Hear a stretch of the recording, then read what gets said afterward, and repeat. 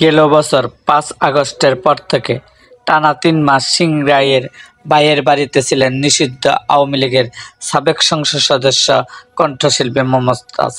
এই ৩ মাসে একদিনও তিনি বাড়ির বাইরে বের হয়নি। তার তৃতীয় স্বামী doctor S M Main Hasan মমতাজকে নিয়ে বিস্তারিত জানিয়েছেন।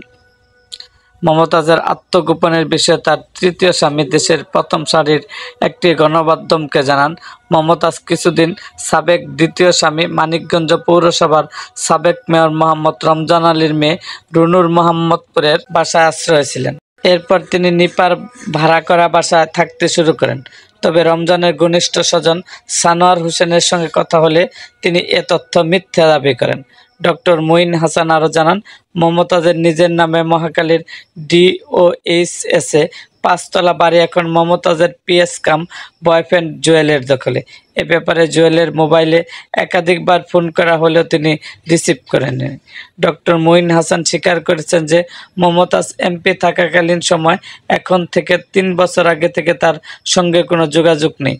মমতাজের আত্মগোপনে থাকার প্রশ্নে সিংড়াইর থানার ভারপ্রাপ্ত কর্মকর্তা ওসি জে এম তৌফিক আজম জানান, তিনি এই থানায় ২ মাস হলো যোগদান করেছেন। এ ব্যাপারে তিনি কিছুই জানেন না। এরকম আরও ভিডিও পেতে এবং রাজনৈতিক অঙ্গনে নানা ঘটনা ও ইতিহাস জানতে আমাদের মুক্তাগাছার ইতিহাস মিডিয়া ইউটিউব চ্যানেলটিকে সাবস্ক্রাইব করুন এবং পাশে থাকা বেল আইকনটি বাজিয়ে দিন।